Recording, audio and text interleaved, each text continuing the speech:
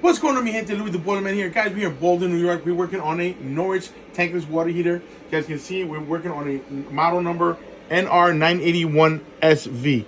As in Sam, V as in Victor. Guys, it's a 2013 model. It's a little older model. However, it still works, so it's working.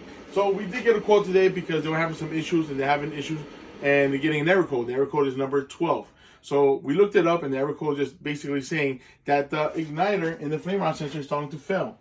You know, they haven't had it first service in a while. They did have the actual heat exchanger flush about a year ago, but this is nothing to do with the actual heat exchanger. It has to do with the flame rod sensor. Basically, what it is that it's a common issue that whenever you have a flame rod sensor through due time with wear and tear, it's going to give you basically poor resistance. So the computer can't pick up the resistance or the right resistance, and they think there's no fire or something's going on, and basically goes into a lockout. In this case, it's a lockout number 12. So guys, whenever you have a number 12 error code on a Noritz unit on this particular model, you want to start looking at your igniter and your flame rod sensor.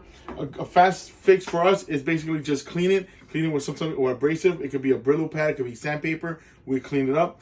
However, if it continues to happen, guess what, guys? You're going to have to replace it. So let the customer know what's going on, explain to them, and then replace the part. So that's what it takes, guys, to fix a Noritz unit. So if you have any problems with your Tankless water heater, who are you going to call? Call this handsome son of a gun at 516-377-5200. Wepa!